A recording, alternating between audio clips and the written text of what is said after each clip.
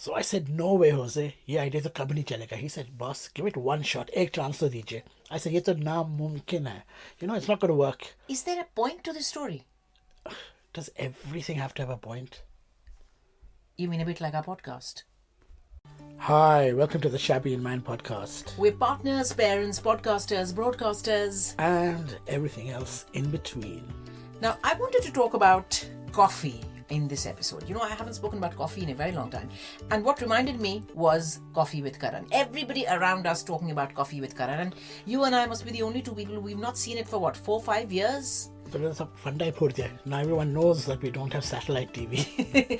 We've chosen not to have satellite TV because I think there's enough going on with Netflix and terrestrial TV and everything else that we don't get to catch up on anyway. So we haven't seen Coffee. Yeah, you see the odd clip here and there that people puts up. But we get the gist from everyone else. Yeah, and it gets written about so much anyway.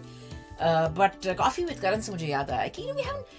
We used to love coffee and we used to go to those coffee festivals. And coffee was such a big part of our weekend routine. It kind of still is. I'm quite a coffee aficionado. I know you are because you know your various, the good brands of coffee machines and the pressure and the temperature and the frothy milk, the chag from the this, from the that. I was with the trends when it was all about the affogato, I was there. When it was about the lattes, I was there. When it was the flat whites, I was there. When I say I was there, I mean I used to sit in those coffee shops and pay extortionist sums, I think, for tiny cups of coffee. But then we got a good coffee machine as well, and we make it at home. But I even went to one of those courses where you can learn how to make lattes. Yeah. You mean latte art? Yeah, a bit of art. I can't do those very elaborate ones, but I can do the basic one. Yeah. So, I could say, would you like a cafe doppio, cafe ristretto? Would you like a cafe de con panna? Would you like a macchiato? Would you like americano? Would you like a cafe con retto? Would you like a cafe lungo, cafe freddo, a cafe mocha, an espresso, a cappuccino, a latte, a cafe con shuima? No, I just want a haath se pheti hui Indian style coffee. वो भी कर देंगे. Filter coffee, sir. That also can be done. Yeah.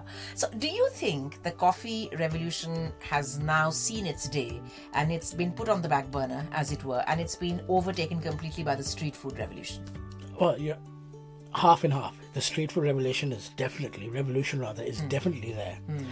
But the coffee culture is still everywhere. Every second shop seems to be either a hairdresser's or a coffee shop. Yeah. So there's no shortage. You know what I really need to try that I've seen all these people. We read about this a couple of years ago and we thought that turmeric latte was going to be big, right? Because it kind of caught on in America and everybody said, oh, the health benefits, this and that. Somehow it fizzled out. Yeah, there was also the bullet coffee. The bullet coffee with ghee, right? With ghee. And now I see my friends in America and even in Australia. I don't think it was ghee or it was yak's milk. Yeah, something like yak's butter. Yeah, something. And now I see people raving about charcoal latte. Have you read about the charcoal latte? What is charcoal I have latte? Absolutely not. It's meant to have activated charcoal. Now, activated charcoal is charcoal supposed as in soot or charcoal as in kajal? Charcoal as in charcoal, not kajal, but not coal, but charcoal. But activated charcoal is good. It kind of makes your teeth shinier. It gives a beautiful boost to your skin. It's just meant to be overall good for you.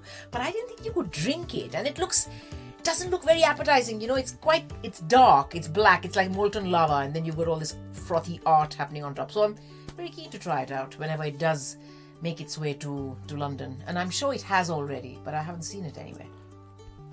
You're absolutely right about street food. It's very in, it's very fashionable. I mean, everything is not about, having a steak tartare and washing it down with a Don Perignon. Those days are over. You've got to do that once in your life as well. Try the high end of food. Yeah. But I also love street food. I find it's comfort food. Yeah, it's comfort food, and I find it strange because people have rediscovered Asian food, street food in this country. They've gone beyond just the chicken tikka masala. Yeah. And it's stuff that I've grown up eating. My mum's cooked it, I cook it, we make it at home. Sometimes it really hurts me as well because I walked past this the street food stall. He was basically selling a bhutta. There was, like the bhutta, corn on the cob. Beautifully written, corn on the cob with chili and lime. £4.50. Yeah, what? Saying, oh God. Yeah. So it's essentially that's what it is. It's they find a lot of pleasure in eating food that has been made, assembled or freshly made.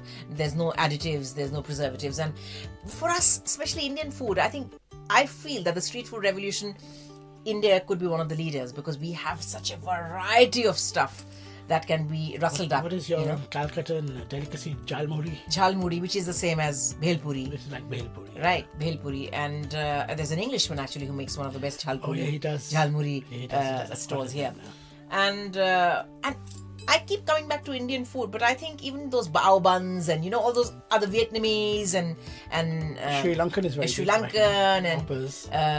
it's even Chinese. I love Chinese You food. like And Chinese when we food, go to don't Camden, when we get to sample all kinds of things. You like that black bean sauce. I love black bean sauce, and which is all quite of that. strange because over the years you've Yeah. gone more and more vegetarian. I think I have.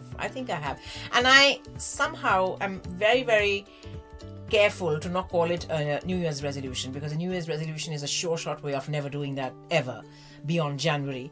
But I really want to, and veganism for me is a step too far, but I really want to go vegetarian without announcing it to the world, but eating less and less meat. You don't really eat red meat that much anyway. I don't eat red meat that much, Once but then in I a do while. love my lamb curry. I do Now love my pork. I'm quite carnivorous, as they say. I Yeah. do like my meat. Yes, and thanks to you, even one of our kids is exactly like you. He feels that the day there's no chicken or lamb or meatballs or Something's whatever, missing. something's missing. It's just a day off. It's an aberration to the rule, which it shouldn't be like that. You're right, and I like to cut down as well. Yeah. I think it's good to. I love that meat-free Monday, that the Paul McCartney kind of way of thinking. Yeah. Once a week. Now, if least. in an ideal world, and if you were eating healthily and eating the right portion and working out and living a good life, what kind of food are you really into? I know what you're into, but what kind of food is it that you dream about, which we don't get to eat every single day when it comes to Asian food? I don't know, like I'm lucky enough, I think, that I've been to certain places which are quite well known for their Cuisine. culinary Yeah. cuisine as such. And I'm talking about street food, like Amritsari fish pakoras, ideally with a glass of whiskey in a plastic cup like they give you, Yes. and you have to sit in your car or stand under some shelter and Keep have it on the bonnet of your car on the and bonnet eat of your it. car with That'll some be Colonel chutney, kebabs. Yeah. some green chutney. So I love that kind of stuff. But then on the other hand, you also love your kebabs and your biryani. I do. I mean, I can't remember. Goloti kebabs. Goloti, Goloti kebabs is very soft, beautiful, melt in the mouth kebabs that you get in Lucknow. Yeah. Near Bade and Chote. Bade Mian. Bade Bada Imam Bada. Bade Imam, Chote Imam. Bade Mian is in Bombay, In behind Bombay. the Taj. Yeah, Bada Imam Bada and That is- Chota Imam Bada, you mean. That's right. Yes. But also, They're absolutely mouth-watering. yeah, I love biryani, which is, cooked the proper way with sealed dough, dampakt, right? Lumped up way. And Do you remember once when we went to Hyderabad? yeah. And Hyderabadi biryani is Yeah, Hyderabadi with biryani. mirchi ka salan had- and the yeah, we kobani had- ka meetha. I remember having all that. We had We did a show there once, didn't we? we did a show. And it was a very famous restaurant, I think.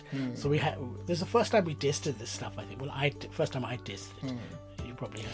I think they're trying to kind of infuse the same principles of slow cooking, long cooking into Western cuisine as well. Because now, like pulled pork is one of the biggest things in the last 4-5 years, right? It's been around for 4-5 years, I know. It's become very mainstream in the last 4-5 years. But that's the principle, right? You roast it over a long time, but at a low temperature.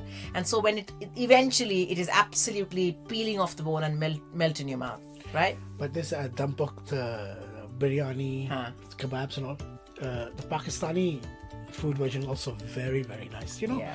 Even here in London, I love going to Lahori, all these sort of restaurants where they do very succulent food. Yeah. So I really do, I'm very impartial and passionate about Indian street food. Yeah. And Asian street food as a whole. What would be your favorite Western dishes? Western.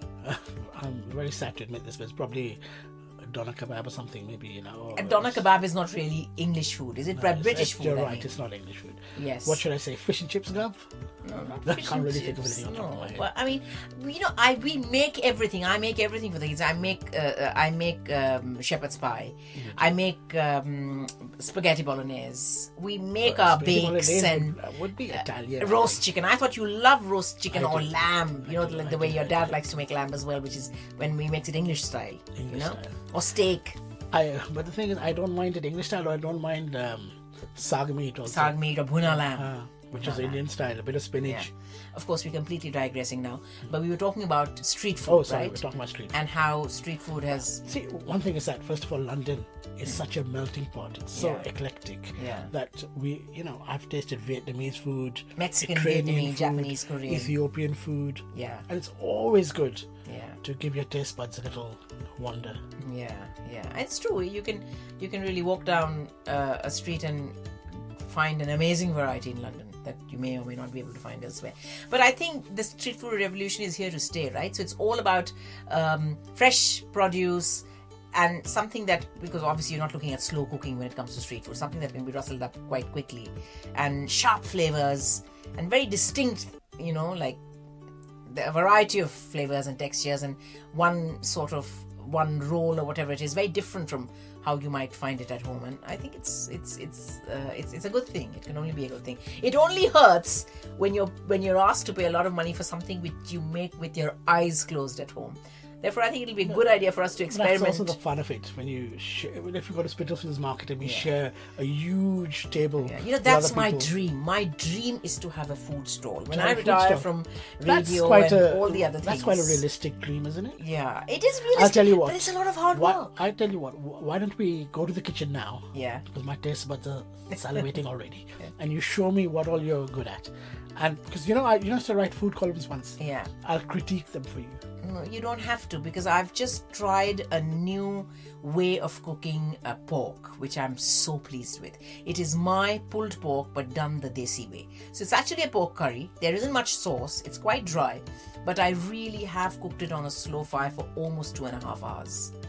And I think it's come out really good, even if I say so myself. You can critique that. You can eat it and critique it. And of course, I'm expecting nothing less than 4 stars, 4.5. Okay, we'll check it out. Till next time, bye-bye now. Bon appetit. Bon appetit.